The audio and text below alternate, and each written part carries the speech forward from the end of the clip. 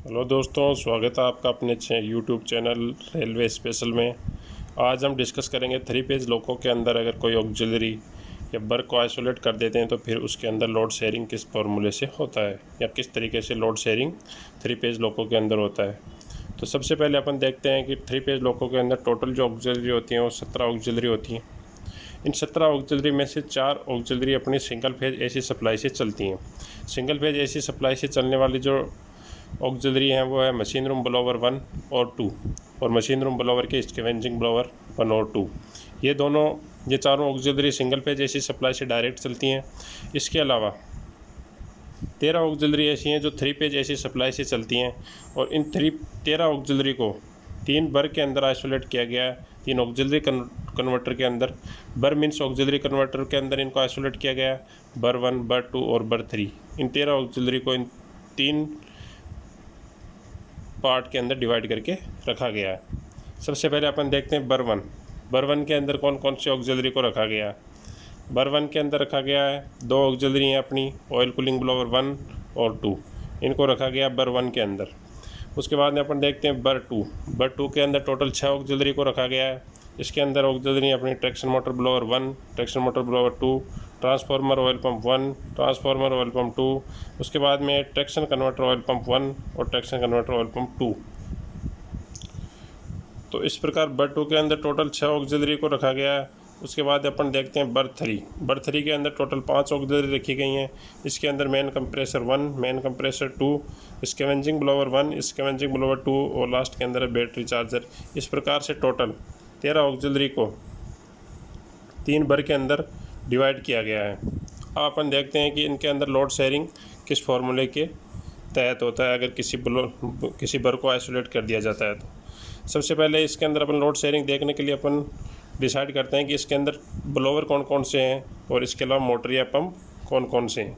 तो इसके अंदर टोटल 6 ब्लोवर हैं, ऑयल कूलिंग ब्लोवर 1 और 2, ट्रैक्शन मोटर ब्लोवर 1 और 2 और इन दोनों के स्कैवेंजिंग ब्लोवर 1 और 2। इसके अलावा जो मोटर या पंप के रूप में जो ऑक्सिलरी काम करती हैं वो है ट्रांसफार्मर ऑयल पंप 1 और 2, ट्रैक्शन कन्वर्टर ऑयल पंप 1 और 2 और मेन कंप्रेसर 1 और 2 और इसके अलावा एक जो ऑक्सिलरी है वो है बैटरी चार्जर की। तो अपन जो फर्स्ट प्रायोरिटी देंगे, जो सीनियरिटी अपन देंगे वो सबसे पहले ब्लोवर को देंगे, उसके बाद मोटर या पंप को देंगे लोड शेयरिंग करने के लिए। तो सबसे पहले अपन देखते हैं अगर अपना बर 1 को आइसोलेट कर दिया जाता है या बर 1 किसी कारण से आइसोलेट हो जाता है तो लोड शेयरिंग किस प्रकार से होगा। उसके बाद में बर 2 और बर 3 कार्यरत रहेंगे। तो बर 2 के अंदर जितने भी ब्लोवर हैं वो सारे के सारे बर 2 से कार्य करेंगे। बर 2 के ऊपर उनका लोड चला जाएगा। ब्लोवर है अपने ऑयल कूलिंग ब्लोवर 1 और 2, ट्रैक्शन मोटर ब्लोवर 1 और 2 और स्कैवेंजिंग ब्लोवर 1 और 2। इन 6 ऑक्सिलरीज का लोड बर 2 के ऊपर चला जाएगा।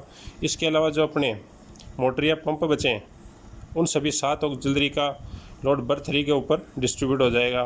ट्रांसफार्मर ऑयल पंप 1 और 2, ट्रैक्शन कन्वर्टर ऑयल पंप 1 और 2 और मेन कंप्रेसर MCP 1 और 2 और बैटरी चार्जर का लोड बर 3 के ऊपर चला जाएगा। इसी प्रकार यदि बर 2 को आइसोलेट कर दिया जाता है तो अभी सीनियर हो गया बर 1।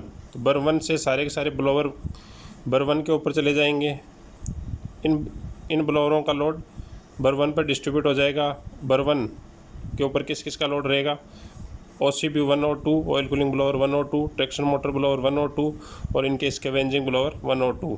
और इसके अलावा बर 3 पर जो मोटर या पंप है और जो बैटरी चार्जर है उसका लोड बर 3 पर चला जाएगा। ट्रांसफार्मर ऑयल पंप 1 और 2, ट्रैक्शन कन्वर्टर ऑयल पंप 1 और 2 और मेन कंप्रेसर 1 और 2 और इसके अलावा बैटरी चार्जर बर 3 से चलेंगे।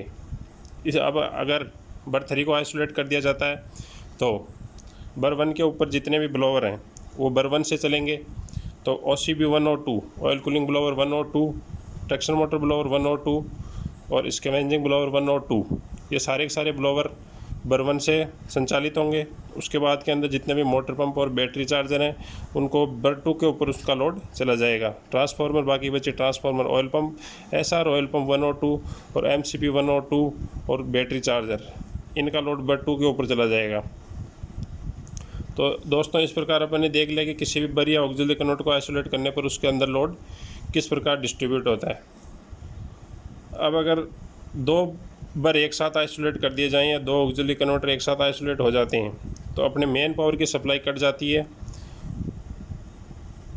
और इसके अंदर ट्रांसफार्मर ऑयल पंप और ट्रैक्शन कन्वर्टर ऑयल पंप ये फिर भी कार्य करते रहते हैं अगर डीजे या वीसीबी क्लोज है तो।